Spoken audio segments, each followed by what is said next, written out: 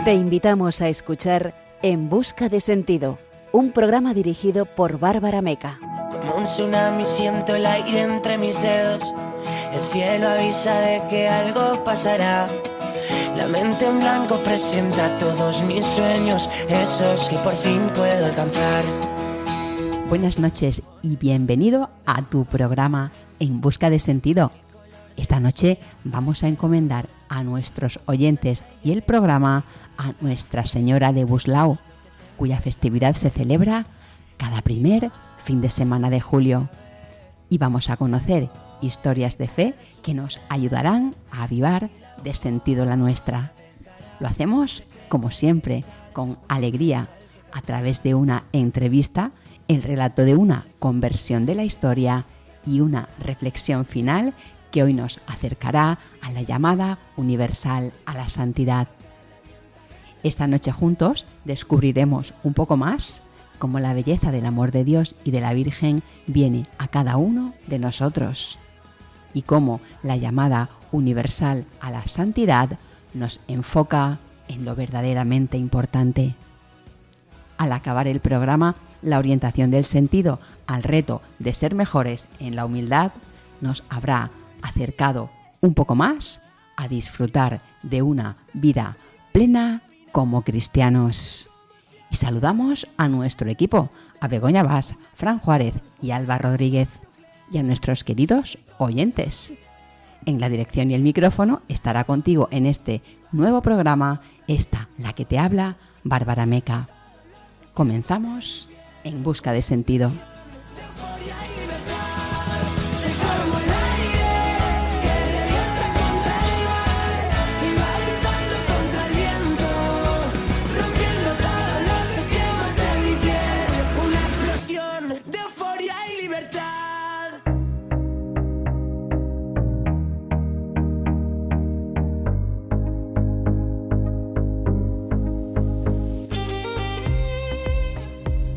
Esta noche sentiremos cómo el amor de Dios y de la Virgen vienen a nosotros muchas veces cuando menos lo esperamos.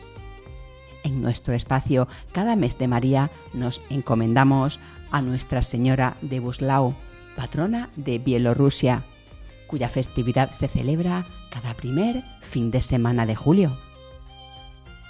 En nuestro testimonio de hoy conversaremos con el padre don Andrés Caballero Martínez, un sacerdote convencido del fruto del amor y de la paciencia de Dios en su vida. En nuestra sección A la luz de un testimonio conoceremos la historia de San Camilo de Lelis, el soldado italiano que abandonó las riquezas materiales y el juego cuando recibió la llamada interior a dedicar su vida a los enfermos. Y cerraremos el programa con La Lucerna, nuestra sección para el punto y final.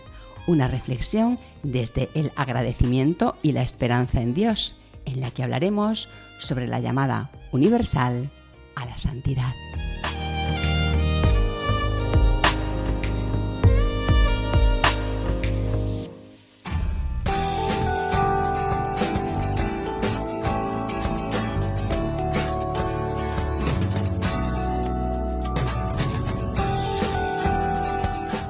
Esta noche nos encomendamos a Nuestra Señora de Buslao, patrona de Bielorrusia, cuya festividad se celebra cada primer fin de semana de julio.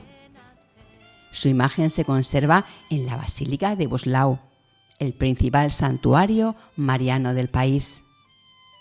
La historia de este santuario se remonta a 1530, cuando los hermanos bernardinos construyeron una pequeña capilla de madera en aquella ciudad.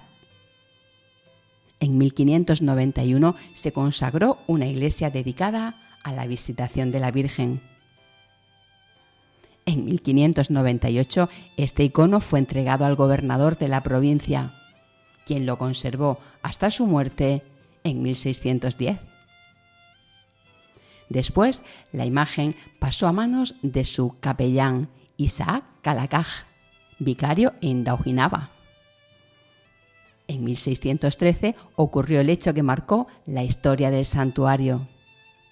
Isaac Kalakaj, conmovido por las celebraciones del Jueves y Viernes Santo, entregó este icono a los bernardinos. A partir de ahí, la imagen fue venerada de forma ininterrumpida, siéndole atribuidos cada vez numerosos favores y milagros. Según las crónicas del claustro de Buslao, el icono se conservó en Buda, la actual Buslao, desde 1613.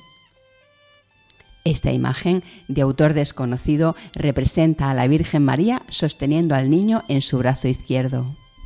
Ambos aparecen con la tez morena. El primer milagro documentado se registró en 1617, cuando un niño de 5 años recuperó la vista. Este niño, más tarde, sería padre carmelita. En 1633 se colocó la primera piedra de la nueva iglesia. En el 35 el icono fue situado en el altar mayor. Y en 1643 se completó la construcción del santuario. Fue en 1650 cuando su abad reunió 42 testimonios de curaciones y liberaciones milagrosas atribuidas a esta advocación mariana. En 1783 la basílica fue consagrada solemnemente. Durante 1863 las tropas del zar saquearon los edificios del claustro. Llegó el siglo XIX siendo el monasterio completamente desmantelado. Entre 1919 y 1939 la iglesia y su interior fueron restaurados. Pero más tarde, durante el régimen soviético, el culto fue prohibido y los edificios tuvieron que quedar abandonados. Por fin, en 1990, comenzó una nueva etapa de restauración del santuario. Y 2 años más tarde, el 2 de julio de 1992, se organizó la primera peregrinación al mismo. El Papa San Juan Pablo II elevó el santuario a la categoría de Basílica Menor en 1993. Y en 1996 regresaron los hermanos bernardinos retomando la custodia del santuario. Actualmente, el santuario de Buslao es reconocido como Monumento Histórico Nacional. La casa parroquial también ha recibido protección como monumento arquitectónico. La capilla del cementerio conserva su estructura y aspecto original. Cada año, el primer fin de semana de julio, miles de peregrinos acuden desde distintos lugares de Bielorrusia para participar en las celebraciones, entre las que destaca una procesión nocturna iluminada por cirios. En 2018, esta peregrinación fue inscrita en la lista del Patrimonio Cultural Inmaterial de la Humanidad por la UNESCO. La oración con la que esta noche vamos a encomendar este programa y a sus oyentes a nuestra Madre es un extracto de la consagración del mundo al Sagrado Corazón Inmaculado de María, hecha por San Juan Pablo II el 16 de octubre de 1983. Dice así: Bajo tu protección nos acogemos, Santa Madre de Dios, oh Madre de los hombres y de los pueblos. Tú que conoces todos sus sufrimientos y esperanzas, tú que sientes maternalmente todas las luchas entre el bien y el mal, entre la luz y las tinieblas que invaden el mundo contemporáneo. Acoge nuestro grito que, como movidos por el Espíritu Santo, elevamos directamente a tu corazón y abraza con el amor de la Madre y de la Sierva en este nuestro mundo humano que ponemos bajo tu confianza. Amén.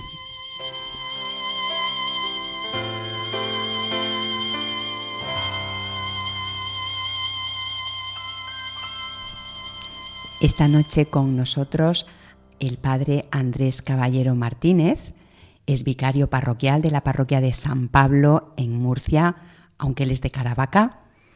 Es un joven sacerdote de 27 años, es el menor de 3 hermanos, es máster universitario en ciencias matrimoniales y de la familia y grado en teología.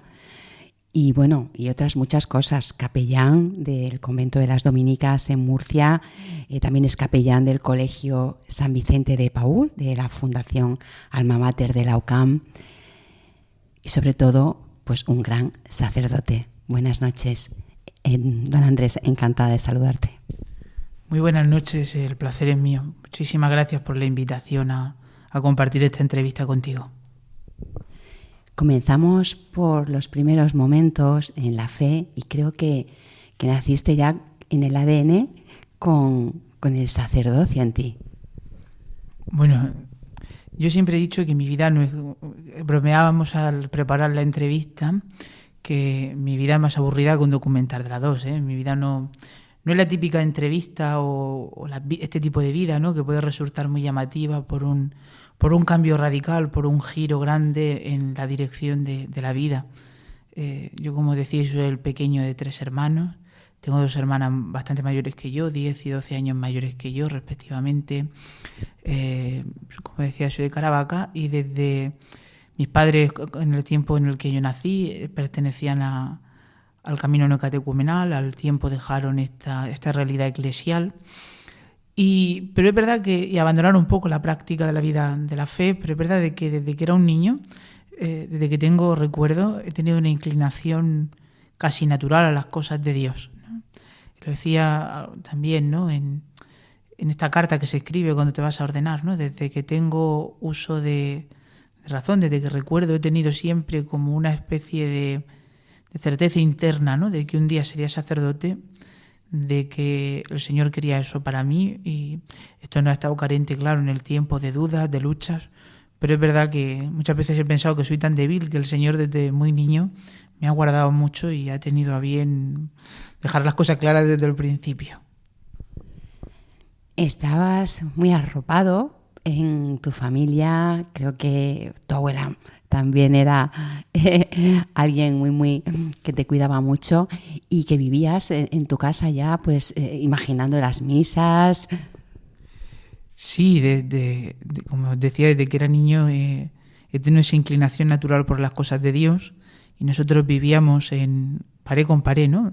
Con la casa, con mis abuelos maternos, y en la casa que viven mis padres, ¿no? Que es lo que era la casa de mis abuelos. Y una gozada, porque es verdad que desde que era muy niño he estado siempre rodeado de mujeres, entonces muy mimado, ¿no? Mi madre, el hijo pequeño para mi madre y para mi padre, y luego pues mis hermanas eran bastante mayores que yo. Y es verdad que con mi abuela materna, yo nací 12 días después de que muriese el que iba a ser mi padrino, ¿no? El hermano mayor de mi madre, que era un hombre soltero. Entonces pues el Señor casi me usó de medicina, quizá. Y es verdad que es un feeling particularísimo, ¿no?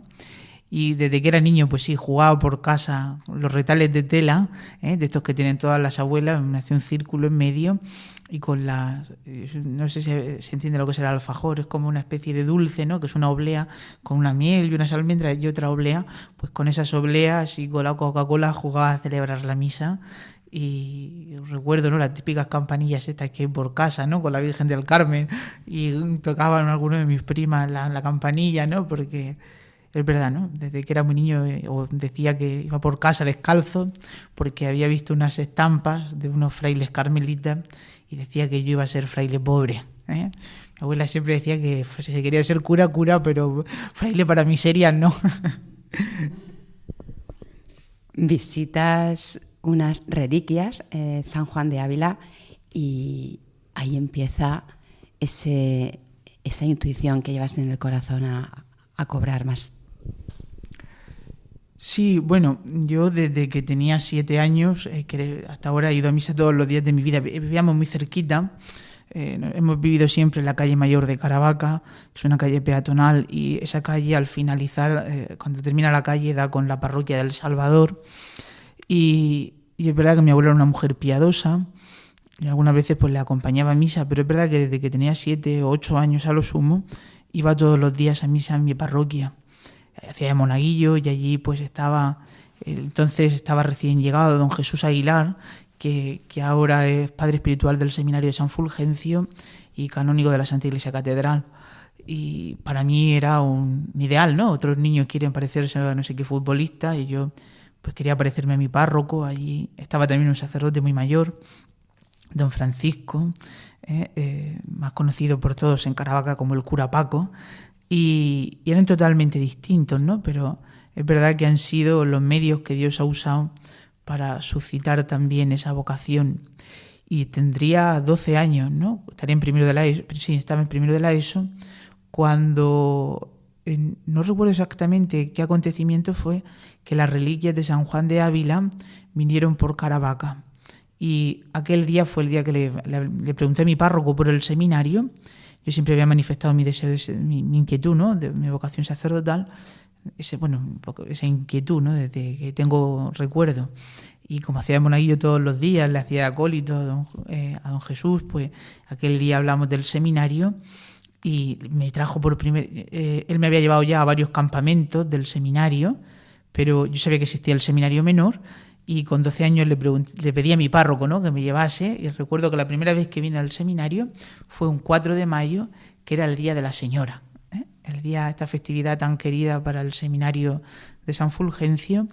Pero es verdad, ¿no? Que ese día de la visita de las reliquias del patrón del clero español, luego lo he conocido más, luego lo he leído, ¿no? Pero allí siendo casi un niño, pues no sé por qué, fue como una determinación, y aquel día el Señor permitió que le pidiese a mi párroco que me llevase al seminario. Entras al seminario menor de San José y bueno, ¿qué recuerdos? Decirlos todos sería mucho, pero si viniera uno al corazón o un pozo de ese tiempo, un titular, por decirlo en términos periodísticos, si es posible, ¿cuál te llegaría a la mente? ¿Qué me llegaría a la mente? Yo creo que ha sido de los tiempos más felices de mi vida. Bueno, tampoco tengo una vida muy larga, ¿no? Por lo tanto, tampoco... Pero yo lo recuerdo como un tiempo muy feliz. Un tiempo en el que yo vine en segundo de la ESO al seminario, que venía cada 15 días, los fines de semana, y casi al final de ese curso nos propusieron venir al seminario menor, volvió a ser un internado, y algunos nos propusieron poder vivir esa experiencia, ¿no? Yo he vivido desde los 13 años, los 14 ya los cumplí en el seminario, hasta los 24 que me ordené en el edificio del seminario de San Fulgencio, porque cuando comienza la andadura del seminario menor como internado, se habilita un ala de este edificio que está junto a la Plaza de Toros y al Hospital Reina Sofía. Y es verdad que lo recuerdo con mucha ternura. Recuerdo un tiempo que nos hizo crecer me hizo crecer como persona, como hombre, como cristiano, y en el que poco a poco también se encendían muchas ilusiones y se purificaban otras sobre la vocación sacerdotal, y sobre todo el recuerdo de las personas con las que he compartido el seminario menor. Para mí son mis hermanos, ¿no? De los 6 que comenzábamos aquel año, solo soy yo sacerdote, otros 2 son profesores de religión, pero nos dejaron el seminario. Otro compañero que al final de la andadura del seminario menor abandonó el seminario, hizo historia del arte y hoy es fraile dominico. Pero es verdad, ¿no? Un afecto muy grande que el Señor nos permitió, una verdadera fraternidad espiritual. Para mí son gente muy importante. Incluso algunos hace tiempo tienes también, pues cada uno tiene su vida, ¿no? Pero nos encontramos con un cariño particularísimo, una relación de hermanos. Pasas al seminario de San Fulgencio y allí, estudias, tienes el grado en teología. ¿Cómo viviste esa etapa también a nivel de estudios, de conocimiento, de esfuerzo?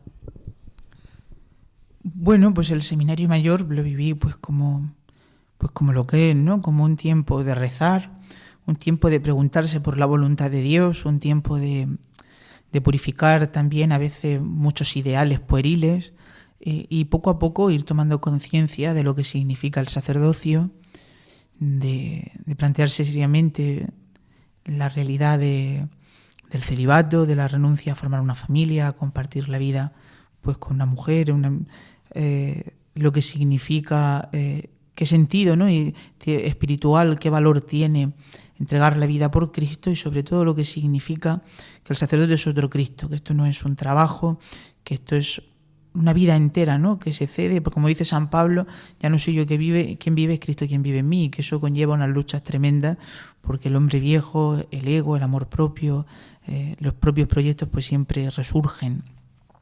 Los recuerdo como un tiempo feliz, los recuerdo pues como un tiempo de estudio. Dice San Jerónimo, ¿no? Que nadie puede amar a Jesucristo desconociendo la Escritura, ¿no? Porque nadie ama lo que no conoce. Pues es un tiempo de también, por medio del estudio, ir conociendo la belleza de quién es Cristo, de la Escritura, la tradición con mayúsculas, la historia de la Iglesia, el derecho canónico, el sentido pues bueno, de la estructura de la Iglesia. Es un tiempo pues, como un tiempo de oración y de discernimiento serio, también de vida en común y bien, como un tiempo bueno. Ese discernimiento, ese sentido de lo que es el sacerdocio, me llama mucho la atención, ¿no? Cómo dejas atrás como unas ideas pueriles, ¿no? ¿En qué punto, ¿no? ¿En qué momento tú conoces que realmente es a lo que te está llamando el Señor y ya puedes decir de alguna forma que en ese tiempo pues has concebido el sacerdocio como lo que es? Bueno, creo que la vida de cualquier persona es un transcurso en el que Dios dice San Pedro, ¿no? La paciencia creo que es la segunda carta de San Pedro, la paciencia de Dios es nuestra salvación. Yo todos los días cuando hago examen de conciencia me acuerdo de aquello, ¿no? Señor, tu paciencia es mi salvación. Yo creo que, lo decía antes, ¿no? Mi vida no es de grandes picos, sino es una vida como muy, entre comillas, lineal, ¿no? En la brisa suave de Elías, ¿no? En la que el Señor poco a poco me ha ido explicando muchas cosas y con muchas luchas, ¿eh? Yo en mi pueblo ayer me reía, ¿no? Porque con los de Proyecto Amor Conyugal les decía que a mi abuelo lo conocían como Julián el Gallico, y aunque no es exactamente por el carácter, es verdad que la familia, sobre todo de mi madre, es muy, muy fuerte de carácter, ¿no? Y en parte yo soy muy fuerte también de carácter, y eso conlleva que muchas veces, pues también con la vida espiritual, con muchos pulsos con el Señor, ¿no? Pero el Señor ha sido paciente, ¿no? No hay un momento, ¿no? Es un ir explicando de Dios y un ir en medio de muchas luchas, aceptando, preguntándome, también cuestionándome sobre esta determinación que tuvo pues como final la ordenación primero de diácono y después de presbítero. Hablamos de un tiempo de diaconado, tiempo de diácono en Yecla. ¿Cómo viviste ese tiempo? Pues fue un tiempo muy bonito porque la providencia de Dios me llevó a estar un año de diácono en Yecla, un curso, iba los fines de semana y es verdad, ¿no? Que yo llegué ahí con 23 años, cumplí 24, enseguida el 11 de diciembre me ordené diácono y es un tiempo en el que yo los meses antes, bueno, siempre existe una cierta alegría, ¿no? Porque se acerca la ordenación de diácono, que ya para siempre, ¿no? Es una determinación, ya se hacen las promesas por primera vez. Y es verdad que con mucha alegría, ¿no? Pero también con un temor cuando uno es consciente de su debilidad. Me venía mucho a la mente aquella frase, ¿no? La corrupción de lo óptimo es lo pésimo. Si la dignidad más alta que Dios puede regalarle a un hombre es el sacerdocio, porque se hace otro Cristo y Dios se hace presente al conjuro de su voz, puede perdonar pecados, hay una determinación muy, muy fuerte, ¿no? Y bueno, con mucha alegría y mucho temor a la vez. Y fue una maravilla porque estuve en Yecla con un sacerdote, don José Antonio Avellán, que me trató más como un abuelo y un nieto, un hombre de 67 años y yo tenía 23, ¿no? 24 cumplí estando allí, y es verdad que me sentí muy querido, enseguida muy acogido. Yecla es un pueblo muy religioso, las comunidades de la Purísima estuve extraordinariamente bien con ella, la Virgen, don José Antonio y don Yenildo, que era el coadjutor. La verdad es que fue un tiempo muy hermoso, un tiempo en el que también aprendí a predicar de un hombre, ¿no?, que el Señor lo ha bendecido con esa gracia, como es don José Antonio. Fue un tiempo muy, muy, muy, muy chulo. Vamos a escuchar una canción que has elegido tú, Abrir las puertas a Cristo, de Marco Frisina, y continuaremos con esta charla después de escucharla.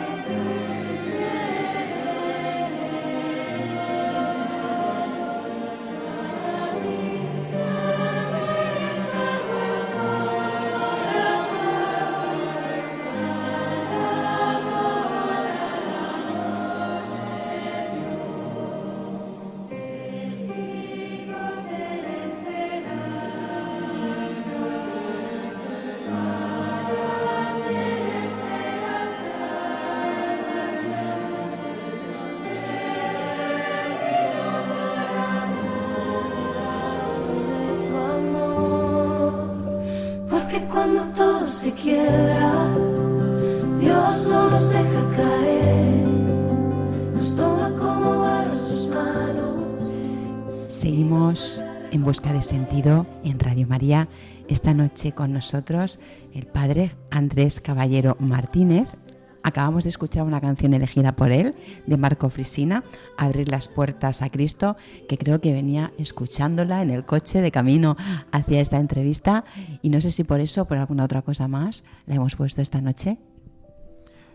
No venía en el coche, la escuché el otro día porque en San Pablo hay una parroquia, en la parroquia donde estoy hay un coro extraordinario y la cantan muy bien, y alguna vez la he buscado porque me resulta, es el himno de la beatificación de San Juan Pablo II y le tengo mucho cariño, y hace unos días, por eso te decía que hace unos días lo volví a escuchar, y cuando me has preguntado una canción automáticamente se me ha venido esta a la mente. Bueno, pues aprovechando que hablas de San Pablo, voy a saltarme un poquito la parte cronológica y te pregunto por esta etapa que estás viviendo en esta parroquia en Murcia. Sí, el primer año de sacerdote estuve en Torre Pacheco, que también fue una experiencia muy bonita. Estuve un año allí y de ahí llevo 2 cursos en San Pablo. Está siendo una gozada, una parroquia maravillosa, una parroquia muy grande, una parroquia con muchísima vida y una parroquia en la que hay un espíritu de acogida grandísimo, ¿no? No se siente parte de la parroquia enseguida. Y es una gozada allí. Tengo la suerte de tener como párroco a don Ángel Molina, es un hombre, el vicario de Familia y Vida. Es un hombre además con una gran experiencia, ha estado de misión en Denver. Es un hombre, 38 años celebrábamos el día de San Pedro y San Pablo de su aniversario. Es un hombre que te edifica siempre, ¿no? Una vez me decía una de mis tías que hay un sacerdote que fue mi pueblo, ¿no?, que estuvo en mi pueblo, fue el último sacerdote que sacó mi parroquia de origen, El Salvador, por oposición, ¿no?, como se hacía antes. Y mi tía siempre dice, ¿no?, que don José era un cura muy cura, ¿no? Pues don Ángel es verdad que es un cura muy cura, y yo siempre le pido al Señor ser un cura muy cura, pues ser muy cura, porque ser muy cura es ser muy de Dios, ¿no? Y muy bien, hay 19 comunidades, está siendo una gozada, la posibilidad, confieso mucho, celebro la misa con mucha dignidad, la pastoral de la confirmación, de la primera comunión, de la confirmación, de la posconfirmación, que es una maravilla, como los chavales la verdad es que estoy muy enamorado de la pastoral de la posconfirmación, particularmente desde los 12 a los 18 años, cada viernes van a casa de una familia en grupos hacen como una mini comunidad, ¿no? De 6, 7, con un matrimonio. La generosidad de esos matrimonios jóvenes que todos los viernes los dedican a estar con ellos en sus casas, con el gasto de darles de cenar, con el esfuerzo de llevarlos, traerlos, y todo esto para que puedan conocer el amor de Dios, ¿no? Y es bellísimo cómo lo estructuran, qué dice el mundo de este mandamiento, de esta virtud, de este don del Espíritu Santo, de esta obra de caridad, qué dice la Iglesia, qué dices tú, cómo poco a poco, es como el tercer viernes de cada mes van a la parroquia por grupos, todos los viernes tenemos esto, ¿no? Porque va un poco, es como rota, ¿no? Y van a la parroquia, esa pequeña catequesis sobre qué enseña la Iglesia sobre esa realidad, cogen el hábito de confesarse, luego las 19 comunidades, el foro ASE, Proyecto Amor Conyugal, que ha sido una gozada. La verdad es que, no sé, el ambiente de San Pablo es una maravilla. Comentas Proyecto Amor Conyugal y precisamente esta realidad ha sido también de ayuda en tu familia. Sí, el pasado octubre, hacía 10 años que mi hermana mayor, la mayor de los 3, se había casado. Y le regalé el retiro y fue una ayuda muy grande para ella, para su matrimonio, ¿no? Le vino muy bien, ¿no? Pero es verdad que también fueron mis padres en noviembre y fue un cambio tremendo. Mis padres llevaban un tiempo, pues eso, ¿no? Planteando ciertas dificultades en su matrimonio y la verdad, bueno, para gloria de Dios, ¿no? Estaban un tiempo, casi un año y poco separados y se dio una reconciliación que a mí me admira, ¿no? Cómo Dios hace nuevas todas las cosas y una gozada. Luego, este marzo, por su aniversario, que también ha hecho 10 años, ha ido mi hermana, la segunda, también es mi hermana mayor, ¿no? La segunda de los 3, purificación. Y es verdad que es una gozada, ¿no? Ves cómo en el tiempo de la crisis de la familia, el Señor ha hecho de este gigante que fue San Juan Pablo II, por la teología del cuerpo, por las catequesis, y como Dios en cada tiempo de la Iglesia inspira algo que viene en ayuda de la dificultad más grande de ese tiempo, como puede ser una de ellas, este tiempo la familia, la vida matrimonial. Y ves, ¿no?, cómo el Señor hace milagros, matrimonios que con muchas dificultades, matrimonios que están mal, o matrimonios que están bien. Parece que proyecto es solo para matrimonios que están mal.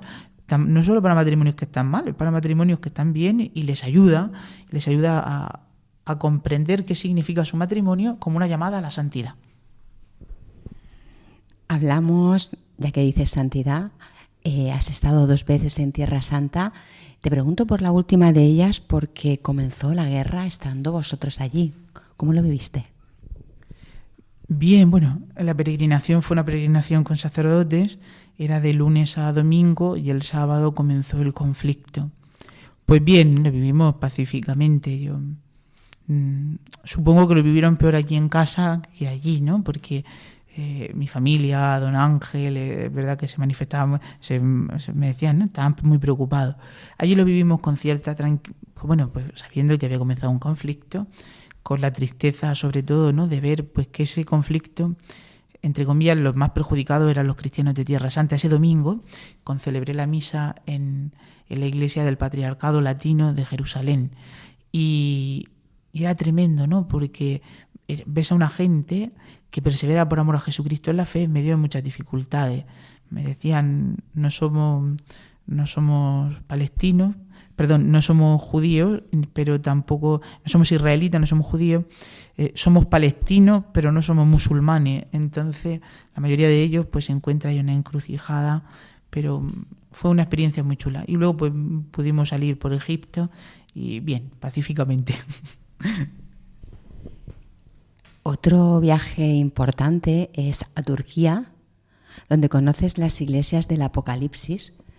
Cuéntanos un poco sobre este viaje. Bueno, eso fue un viaje que hace 2 años hice en verano con la parroquia de San Bartolomé. Los catequistas del Camino Catecumenal de San Bartolomé organizaron un viaje y me uní a ese viaje. Y era la visita de las iglesias del Apocalipsis y fue una experiencia muy chula, ¿no? Ver cómo en esos lugares físicos, ¿no? Que nuestra fe no es una ideología, nuestra fe no es un mito, sino que se concreta en la realidad, ¿no? Igual que Tierra Santa es ver los lugares donde anduvo, ¿no?, la preciosa humanidad de nuestro Señor, pues estos lugares, contemplar los lugares físicos donde la Iglesia primitiva comenzaba en el alba del origen, los orígenes de la Iglesia, pues los primeros pasos de la vida de la Iglesia. Fue una cosa muy chula. También coincides en la elección del Papa, que creo que fue para ti algo, bueno, por lo menos impactante, sorprendente. Sí, bueno, eso... nada, con un compañero, con don Antonio Sánchez Franco, que era párroco de Aledo, recuerdo que cuando iba a comenzar el cónclave, 2 días antes, ¿no?, después de la muerte del Santo Padre, el Papa Francisco, y con el inicio del cónclave, cuando iba a comenzar el cónclave, todo era... recuerdo que lo llamé una mañana y le dije, mira, habíamos estado cenando con unos chavales de la parroquia. Había estado yo cenando con unos chavales de la parroquia la noche anterior, y decían, qué chulo tiene que ser estar allí, pues poder ver la primera imagen del que sea el Papa, o cuando salga al balcón de la logia, tal. Y llamé a don Antonio y le dije, mira, lo que te voy a proponer es una locura, pero yo nada más que hago darle vueltas. Nos vamos. Y me dijo, pregúntale a tu párroco que si puedes, y yo voy a ver si os podéis organizar, y yo voy a ver si encuentro algún sacerdote que esos 2 días me pueda sustituir. Y si es que sí, es voluntad de Dios. Y si es que no, pues no es voluntad de Dios. Pues le pregunté a don Ángel me dijo que, claro, la verdad es que me cuida mucho, que claro, que no me preocupara, que me podía ir sin problema. Y él enseguida encontró a un sacerdote que lo pudo sustituir, y allí, como dirían en mi pueblo, así, nos zampamos los dos, que nos fuimos el jueves, llegamos a Roma. Bueno, todo esto, entramos a internet, unos billetes, quedaban 2 billetes de ida y vuelta, 80 euros. Y dije, esto es más providencial imposible.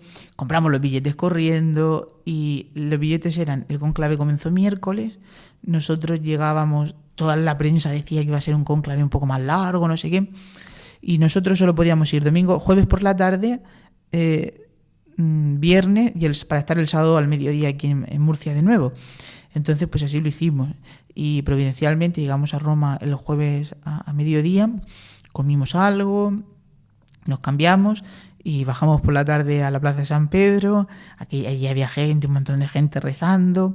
Comenzamos a rezar el rosario con unos chavales que había allí, jóvenes de habla hispana, y estando rezando allí el rosario, enseguida la gente comenzó a gritar, no sabía qué pasaba. Entonces vimos la fumata, que era la fumata blanca, y la verdad es que fue una experiencia muy, muy chula, ¿no? Es una experiencia que un poco espiritualmente no le dio un cariño particular al Papa, ¿no? Porque no es que a los antecesores no, pero que yo qué sé, como ha estado allí, pues parece que con mucho cariño, y fue una experiencia muy chula. Salí en un vídeo ahí, luego por la parroquia corrió, me recortaron de un vídeo de la tele, muy bien. Fue una cosa, lo pasamos muy bien, una experiencia. Es verdad que te envuelve, ¿eh? Yo soy bastante serio, seco de carácter, ¿no? Pero te envuelve una euforia colectiva. La primera vez, cuando dijeron también Prevot, pues ¿quién es Prevot, no? Me decía una monja que teníamos al lado, dice, ¿usted sabe quién es? Digo, pues mire, yo había un canal de YouTube que hacía como pequeños resúmenes biográficos de 10 minutos de algunos, de todos los, bueno, de gran parte del colegio cardenalicio, y yo había visto algunos, pero le dije, justo yo no he visto el vídeo, no sé quién es. Y la verdad es que lo pasamos muy bien, fue un regalo de la providencia. El Señor cuida mucho de sus tontos, digo yo muchas veces. Bueno, pues ya llegamos al final de la entrevista, y precisamente para terminar te quería preguntar por el viaje apostólico del Papa a España, y concretamente sobre cómo has visto, cómo has vivido el impacto que esto ha causado en los jóvenes, dado que los has acompañado precisamente a gente joven en ese viaje. Pues ¿cómo los has visto? Gracias a Dios pude ir con la parroquia de San Pablo. Fuimos varios autobuses, fuimos 218. Y ha sido una maravilla porque decía hace unos días, no recuerdo dónde fue, el señor obispo, que es como si el Papa hubiese tirado de la sábana, de un velo de cierta tristeza, de cierta, no sé, de cierto cansancio eclesial, ¿no?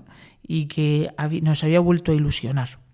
Yo creo que sí, ¿no? Yo, verdad que lo hemos vivido todo con un amor muy grande y la experiencia de los chavales, fíjate, llegamos, fue estupendo, pero es verdad que teníamos muchas dificultades con el QR, la zona que nos habían dado, si podíamos entrar, no podíamos entrar, un sol de justicia y tal, y en medio de esto veías que era de Dios, ¿no? Porque los chavales de la parroquia son geniales, sacaron su guitarra, empezaron a bailar en círculo y ya está, pues los cantos, ¿no? del Resucitó, y cantábamos y estuvieron bailando y fue un rato extraordinario y no pasa nada, ¿no? Hemos venido a vivir la comunión con el Vicario de Cristo, tan convencidos, ¿no? Todos de que era el Vicario de Cristo y que venía a darnos una palabra de parte de nuestro Señor y de parte de la Iglesia. Y luego la vigilia, pues al final no pudimos entrar a la zona que nos tocó, tal, pero pudimos verla en otro sitio, veíamos un trozo de pantalla, media pantalla, pero se escuchaba y fue bellísimo, ¿no? Porque había un silencio, todos querían escuchar al Papa. Y me consta que esa invitación que les hizo el Papa, no tener miedo a una posible vocación sacerdotal, religiosa, a formar una familia, a querer ser santos, ¿no? En última instancia, que les hablase de ejemplos de santidad como San Juan Crisóstomo, que les hablase de grandes hombres, de ideales, de ser humanos, de no perder la belleza de la humanidad, porque nuestro Señor Jesucristo se ha hecho hombre. Eso, ¿no? Renovar la idea, no la idea, ¿no? Más que la idea, la certeza de que la promesa del Señor es verdad y que podemos ser santos, y estaban contentísimos, ¿eh? Como anécdota, nos reíamos porque comienza el momento de la vigilia y nos ponemos de rodillas y me da un chaval, ¿no? Me da un 5 de y dice: padre, pero ¿dónde está el altar? ¿Hacia dónde está el altar? Digo, mira, hijo, yo estoy totalmente perdido. No sé si el altar está en la dirección en la que estamos de rodillas, pero esté donde esté, el Señor está presente y nosotros estamos adorándolo. Todo lo demás da igual. Y el día siguiente, la misa, yo pude concelebrar, además tuve mucha suerte, bueno, madrugué mucho también, ¿no? En un sitio muy bueno, pude concelebrar y fue tremendo, ¿no? Como el Papa nos invitó a volver a hacer viva la tradición que hemos recibido de nuestros mayores, que han amado profundamente la Eucaristía, la presencia real del Señor en la Eucaristía, su cuerpo, su sangre, su alma, su divinidad, y que eso ha tenido expresión en esas grandes custodias procesionales, en toda esa liturgia, pero que eso lo necesitamos hacer vivo, ¿no?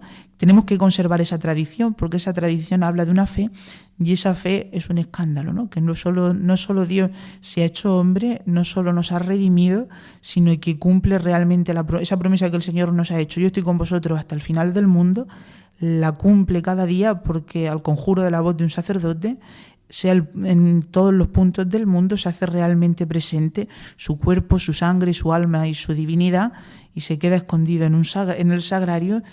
Cuando a los niños les doy la comunión, cuando hago la primera, hace unas semanas hice la primera comunión de mi sobrino, el mayor, ¿no? El mayor de mi sobrino, y le decía eso, ¿no? Que cuando pase el tiempo y se haga mayor y la cosa se ponga recia, que no se le olvide nunca que en el sagrario Dios, que ha creado el cielo, la tierra, todo lo que existe, se ha quedado encerrado en un sagrario para que pueda ir a hablar con él, llorar y patalear, que el Señor ha cumplido esa promesa, que Él está con nosotros hasta el final del mundo.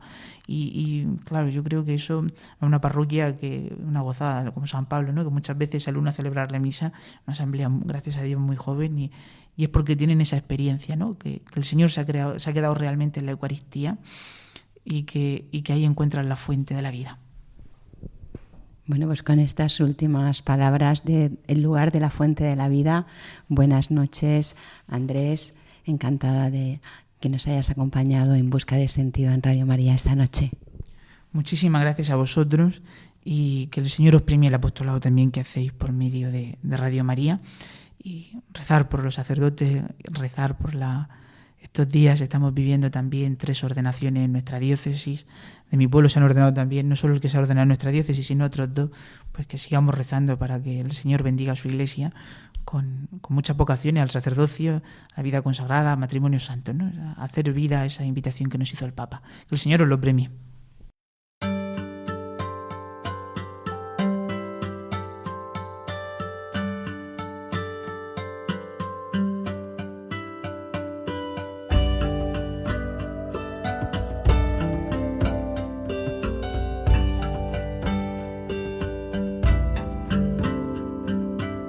A la luz de un testimonio.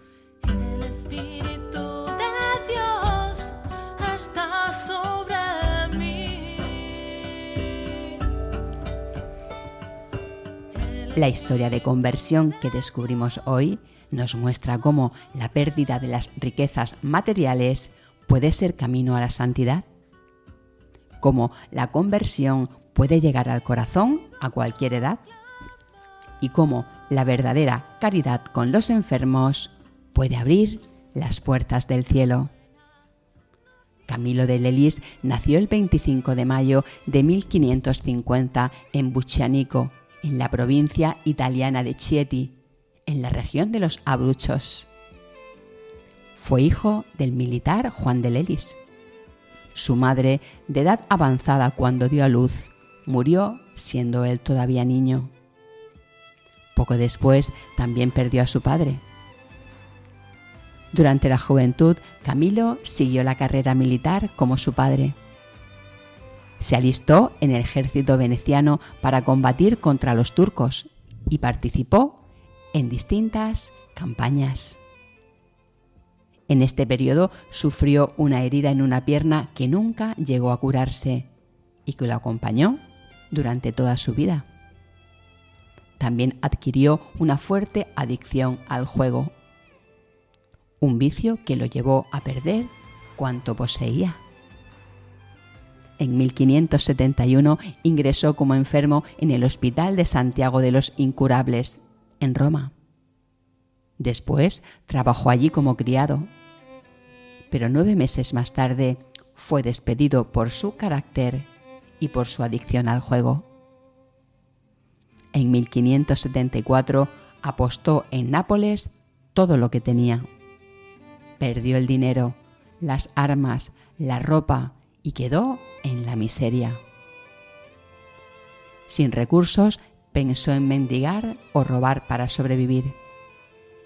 Finalmente, recordando las enseñanzas de su madre, decidió pedir limosna. Poco después encontró trabajo en la construcción del convento de los capuchinos de Manfredonia. Allí conoció a varios frailes, entre ellos Fray Ángel, cuyas palabras despertaron en él el deseo de cambiar de vida. Con este fraile meditó sobre cómo solo Dios permanece y que lo verdaderamente importante es salvar el alma.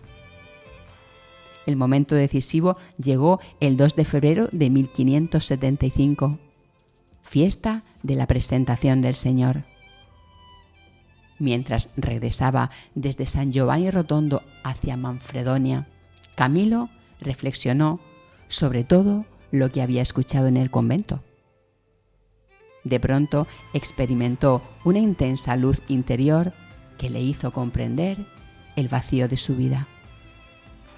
Su primer biógrafo, Sancho Cicatelli, describió así aquel momento.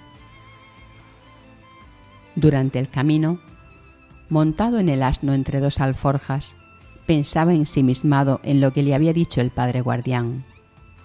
Y mientras cabalgaba y pensaba, le asaltó un rayo de luz interior, procedente del cielo y tan intenso, sobre su miserable estado, que creyó que el corazón se le había hecho pedazos de dolor. Incapaz de mantenerse a lomos del asno, debido a la extraña conmoción que sentía, se dejó caer a tierra en mitad del camino, abatido por la divina luz. Allí mismo, arrodillado sobre una roca, comenzó a llorar amargamente por su vida pasada.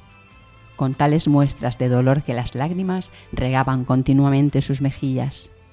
Decía y repetía con insistencia las siguientes palabras: «No más mundo, no más mundo».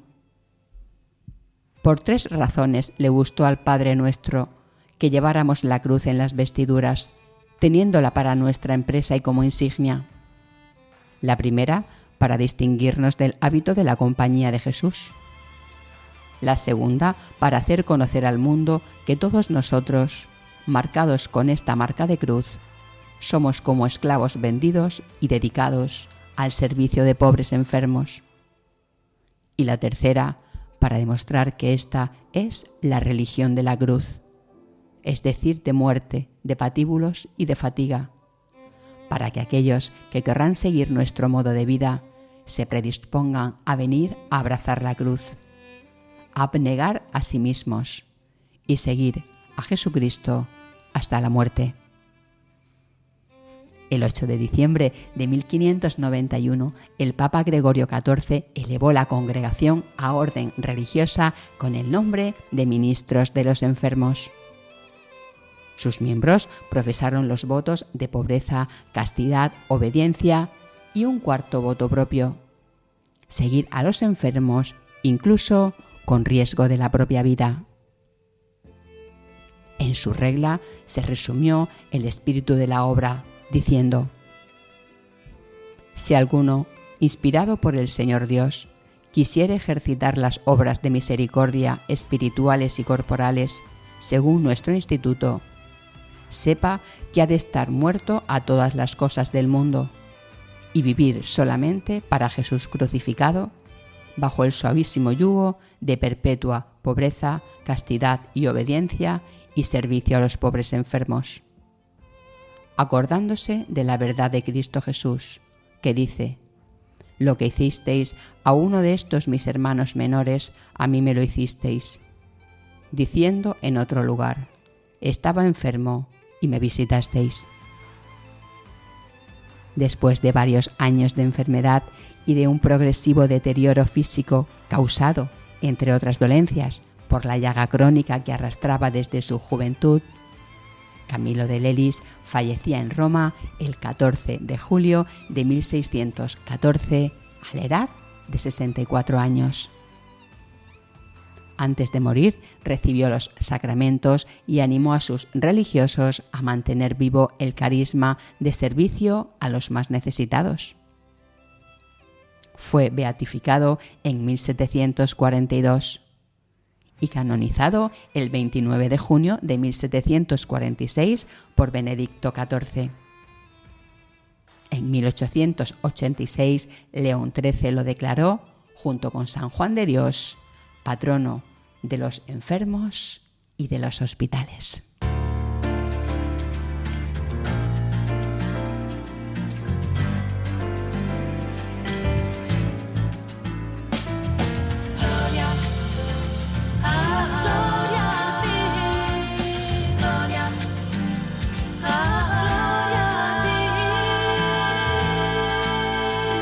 La Lucerna.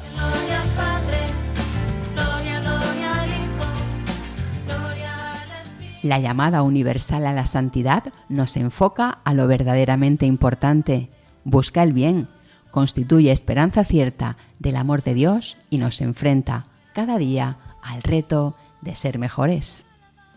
La potencia del Espíritu Santo nos anima en esta llamada que la Iglesia afirma para todos. No se trata de hacer grandes cosas, sino de orientarnos a la humildad, entendiendo en ella la verdad de Jesucristo. Como nos recuerda el Santo Padre Benedicto XVI, el Concilio Vaticano II, en la Constitución sobre la Iglesia, habla con claridad de la llamada universal a la santidad, afirmando que nadie está excluido de ella. La santidad, la plenitud de la vida cristiana, no consiste en realizar empresas extraordinarias, sino en unirse a Cristo, en vivir sus misterios, en hacer nuestras sus actitudes, sus pensamientos, sus comportamientos. La santidad se mide por la estatura que Cristo alcanza en nosotros. por el grado como, con la fuerza del Espíritu Santo, modelamos toda nuestra vida según la suya. En aquella llamada, los bautizados hemos recibido el don grandísimo de la gracia, la posibilidad de elegir dejarnos modelar, la libertad de vivir como hijos de Dios, la capacidad de aceptar una vida plena como cristianos.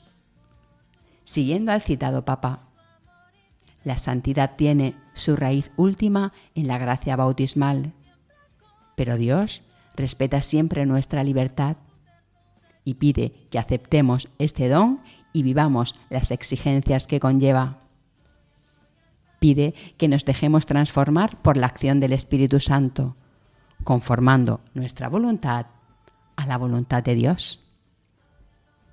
Un ejercicio espiritual para lograr este crecimiento en Dios es la práctica de la caridad y de la bondad mediante actos sencillos, participando de los sacramentos, cumpliendo los mandamientos, frecuentando la oración. Como ha dicho Benedicto XVI, la santidad no es sino la caridad plenamente vivida.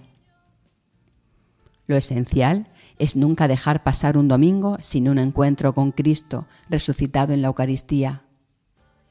No comenzar y no terminar nunca un día sin al menos un breve contacto con Dios. Y, en el camino de nuestra vida, seguir las señales de tráfico que Dios nos ha comunicado en el Decálogo.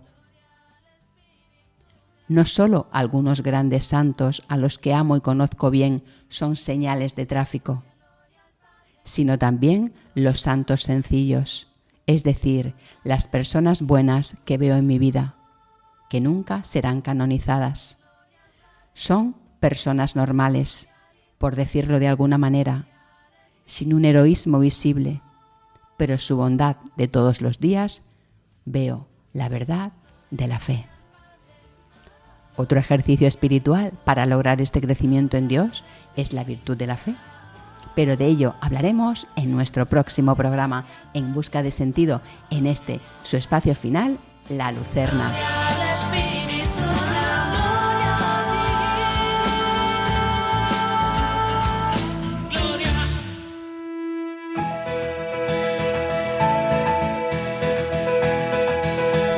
Esta noche, bajo el manto de Nuestra Señora de Buslao, a quien nos hemos encomendado, hemos conversado con el padre don Andrés Caballero Martínez, un sacerdote nacido en Caravaca de la Cruz, convencido del fruto del amor y de la paciencia de Dios en su vida. En nuestra sección A la luz de un testimonio hemos conocido la historia de San Camilo de Lelis, el soldado italiano que abandonó las riquezas materiales y el juego cuando recibió la llamada interior a dedicar su vida a los enfermos y más necesitados. Y acabamos con La Lucerna, nuestra sección para el punto y final, siempre una reflexión desde la alegría y la esperanza en Dios. Buenas noches, aquí finaliza tu programa En Busca de Sentido. Si quieres escucharlo o compartirlo con alguien, lo tienes en podcast. Puedes encontrarlo entrando a la web de Radio María España, o bien te lo podemos enviar si nos lo solicitas mediante un WhatsApp al número del programa. Nuestro número 611 770 800 611 770 800. Nos encantará que formes parte de En Busca de Sentido. En 15 días volvemos a encontrarnos. Que la alegría de este encuentro te acompañe hasta el próximo, como lo hará seguro en esta, la que te habla, Bárbara Meca. Has escuchado en Radio María En Busca de Sentido, un programa dirigido por Bárbara Meca.